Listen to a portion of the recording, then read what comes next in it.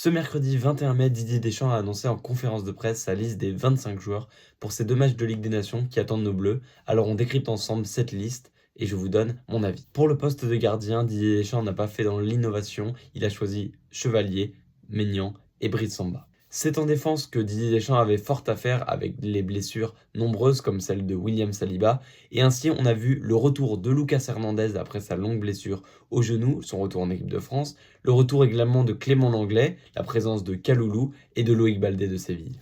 Au milieu de terrain, Didier Deschamps a dû composer sans Kamavinga blessé et donc on a du Guendouzi, du Zaïre Emery, du Tchouaméni, du Manu Koné et du Adrien Rabiot qui fait une très belle saison avec l'OM. C'est en attaque que l'équipe de France est le plus fournie et pourtant il y a un petit nouveau. Ryan Cherki en effet rejoint pour la première fois la sélection en A de l'équipe de France après une saison exceptionnelle et après avoir longtemps hésité à rejoindre la sélection algérienne. Apparemment, il a temporisé jusqu'à cette liste et il est finalement sélectionné. À ses côtés, que des joueurs en forme comme Kylian Mbappé, Michael Olise, Ousmane Dembélé, Bradley Barcola, Désiré Doué. L'équipe de France est fournie au niveau de l'attaque. Ainsi, on a une liste plutôt intéressante avec des retours, des nouveaux visages.